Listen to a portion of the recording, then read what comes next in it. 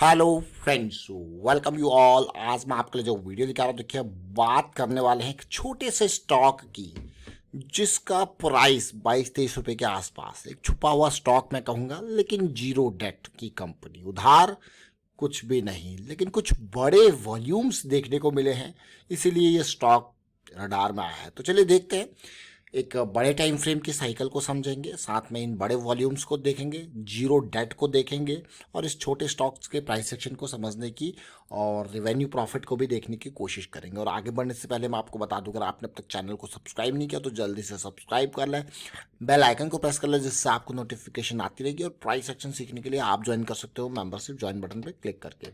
और ये price section की सीरीज़ बहुत इंपॉर्टेंट है, मैं आपको बार बार कहता हूँ कि प्रैक्टिस बहुत ज़रूरी है और स्टॉक मार्केट में प्रैक्टिस आपको बहुत बड़ा कॉन्फिडेंस दिलाएगी, तो इसलिए प्रैक्टिस बहुत ज़रूरी है।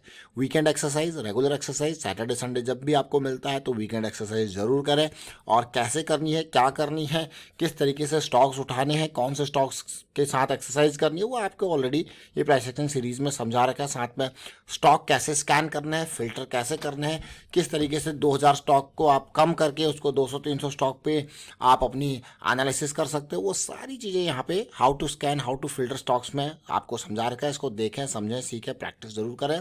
और हम बात करने वाले हैं आज की डेट में, बहुत सारे अभी रिसेंट वीडियोस में हमने CESC लिमिटेड के बारे में बात करी थी, एप्टस वैल्यू हाउसिंग के बारे में बात करी थी, न्यूरेका की बात करी थी, और अब बात करेंगे इन्फीबीम एवेन्यूज लिमिटेड की। 22 रुपये का ये स्टॉक 9% का जंप देख के आप कहोगे वाह क्या जंप है, लेकिन जरा मार्केट कैपिटलाइजेशन देखिए 6000 करोड़।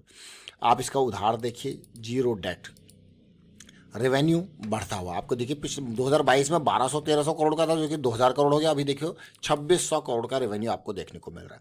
प्रॉफिटेबिलिटी में देखिए 2021-22 में डिप था, लेकिन अभी वापस 136 करोड़, 140 करोड़। तो प्रॉफिटेबिलिटी में भी आपको चीज़ें देखने को मिल रही हैं इन्फीबीम एवेन्यूज़ में। तो चलिए चार्ट को देखते हैं, समझते हैं वहाँ पर क्या कुछ देखने को मिला। जैसे हमने अभी न्यूरेका के डेली टाइम फ्रेम की साइकिल स्टार्ट की बात करी थी, उससे पहले हमने CESC लिमिटेड के साइकिल किस तरीके से 75 से ये 120 के लेवल तक पहुंचा, बहुत ही इंपॉर्टेंट रैली। अब हम बात करेंगे इन्फीबीम की। वीकली चार्ट आपके सामने देखिए, और वीकली चार्ट में एक बहुत इंपॉर्टेंट चीज़ जो हम बार बार आपको कहते हैं वो यहाँ पे कुछ देखने को मिला। अब ध्यान रखना, देखिए ध्यान से, हम बार बार आपको कहते हैं कि इन एरियाज को फोकस करें जहाँ से रिजेक्शन होती है। अब देखिए ये बार बार इन एरिया से रिजेक्ट हो रहा था, इसलिए मैंने पैरेलल लाइंस ड्रॉ करी है ताकि आप रिलेट कर पाओ, समझ पाओ। रिजेक्ट, यहाँ से ब्रेकआउट हुआ, अभी कंसोलिडेशन चल रही है।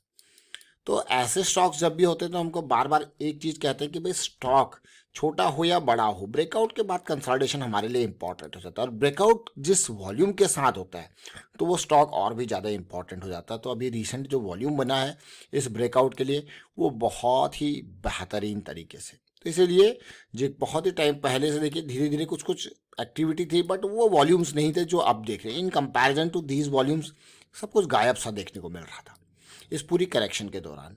अब एक बेहतरीन वॉल्यूम के साथ चीज़ें बढ़ी हैं, तो मतलब कुछ ना कुछ किसी ने यहाँ पे इंटरेस्ट लिया है, किसी ने इस अपॉर्चुनिटी को ग्रैब करने की कोशिश की है, जो बार बार रिजेक्शन थे। अब रिजेक्शन में आपको बार बार क्यों कह रहा हूँ, क्योंकि आप खुद देखिए ये जो पार्ट है, अगर आप यहाँ से इन पॉइंट्स को देखें, ये जो पार्ट है देखिए रिजेक्शन वाले एरियाज है ना, है कि नहीं है। देखिए प्राइस यहाँ तक जाता था वापस आ जाता, प्राइस जाता था वापस आ जाता था, लेकिन ये लेवल देखिए बेहतरीन वॉल्यूम्स के साथ ब्रेक हुए और अब ये कंसोलिडेशन पूरी चल रही है। और अब अगर आप देखोगे इस कंसोलिडेशन को अगर ध्यान दोगे तो साथ के साथ एक वीकली चार्ट पे क्या है, वीकली चार्ट पे एक बुलिश साइकिल का भी आप इंट्रोडक्शन देख रहे हो, एक एंट्री देख रहे हो बुलिश साइकिल। अगर ये थोड़ा टाइम और भी कंसोलिडेट कर ले, जैसे हम बार बार कहते हैं ना मार्केट में अगर कोई चीज़ इंपॉर्टेंट है तो वो पेशेंस है, टाइम। तो अगर ये कुछ और कंसोलिडेट कर रहे हैं या हल्का सा इस तरीके से एक एक काइंड ऑफ मैं कहूँगा फॉल भी दे दे, तब भी देखिए जब भी आप साइकिल के स्टार्टिंग देखते हो तो जो लास्ट स्विंग लो है वो आपका इंपॉर्टेंट हो जाता है।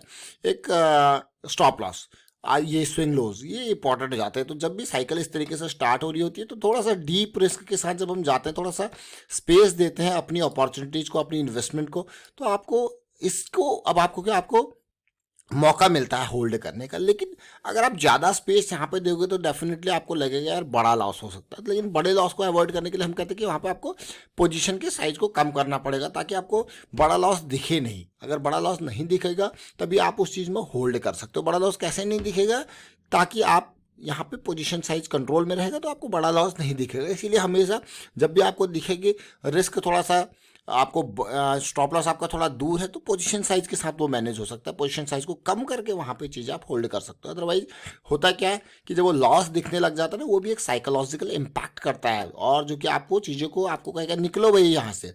अब डेली टाइम फ्रेम में देखिए, डेली टाइम फ्रेम में यही चीज़ जो रिजेक्शन था, और अगर मैं कहूँ कि जो साइकिल की स्टार्टिंग था वो 17-18 के से स्टार्ट हुई है, अभी ज़्यादा दूर नहीं। एक पॉजिटिविटी, एक बेहतरीन वॉल्यूम्स के साथ ये चीज़ें बनी हैं तो बहुत इंपॉर्टेंट हमारे लिए हो जाता है। और मैं फिर से पैरेलल लाइन से यहाँ पर ड्रॉ कर रहा हूँ। देखिए ये जस्ट एक साइकिल की स्टार्टिंग की कंसोलिडेशन थी, तो ज़्यादा दूर अभी नहीं है। और साथ ही साथ ये वॉल्यूम काफ़ी इंप्रेसिव वॉल्यूम्स है जो ये बने हैं, काफ़ी इंप्रेसिव वॉल्यूम मैं कहूँगा। और फिलहाल जो कंसोलिडेशन है daily time frame already started है, और जब भी डेली की साइकिल स्टार्ट होती है अब कहीं पे भी एंट्री लो, स्विंग लो के नीचे का स्टॉप लॉस आपका होता है। और सीधे सीधे ये नहीं कि आपको अगर रिस्क ज़्यादा लगे तो पोजीशन साइज के थ्रू वो कम होता है। लेकिन अब हम यहाँ देखें क्योंकि इन्फीबीम में एक बहुत ही ज़बरदस्त फॉल आया था, एक ज़बरदस्त फॉल आया था, लेकिन उससे पहले जो हमारा रीसेंट हाई है that will be the first zone to target.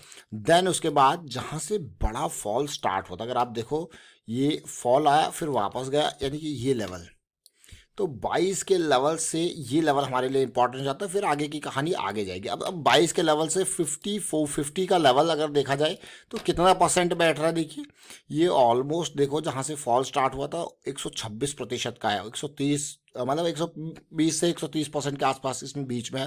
तो ये इंपॉर्टेंट जो आप देख रहे हो कि किस तरीके से सिचुएशन बन रही है। अगेन जैसे हम बार बार बात करते हैं साइकिल की स्टार्टिंग की, जैसे मैं आप यहीं पे भी कहूँ कि मान लो मैं CESC के शेयर को खरीद रहा हूँ ऑलमोस्ट 75 के आसपास, तो मेरा डीप स्टॉप लो, लास्ट स्विंग लो।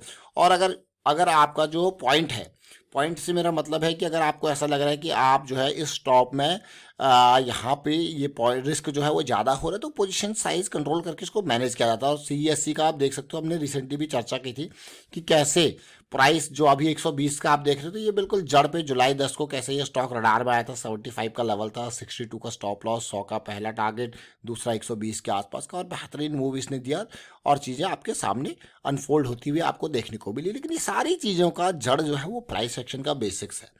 कोई ऐसे कॉम्प्लिकेटेड नहीं है कि आपको कहीं लाखों हजारों रुपए के कोर्सेज करने, कोई नहीं। लेकिन अगर आपको कोई चीज़ आपको स्पेंड करनी है ना, तो वो टाइम का स्पेंड करना है, वो भी प्रैक्टिस के साथ, बिल्कुल बेसिक अंडरस्टैंडिंग के साथ। ये सारी बेसिक्स यहाँ पे है, लेकिन टाइम स्पेंड करना पड़ेगा प्रैक्टिस में। और प्रैक्टिस जो है वो आपको कॉन्फिडेंस दिलाएगी और एग्जीक्यूशन को स्मूथनेस दिलाएगी। और टाइम मैं कहूँगा कॉन्फिडेंस के साथ आप एग्जीक्यूशन में चीज़ें आपकी हेल्प ज़रूर करेंगी। तो इसलिए प्रैक्टिस इंपॉर्टेंट है और बेसिक्स कॉमन है, कोई ऐसे बिल्कुल टफ वाला सिस्टम नहीं है, बेसिक्स चीज़ें हैं यहाँ पे।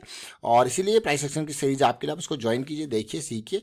और फिलहाल वाइंड अप करता हूँ वीडियो को, और उम्मीद करता हूँ आपको समझ में जरूर आएगा। वीडियो अच्छा लगा तो शेयर जरूर कीजिए, लाइक कीजिए, और प्राइस एक्शन सीखते रहिए, प्रैक्टिस करते रहिए, और रिस्क मैनेजमेंट के बारे में अवेयरनेस स्प्रेड करते रहें। Thank you for watching the video.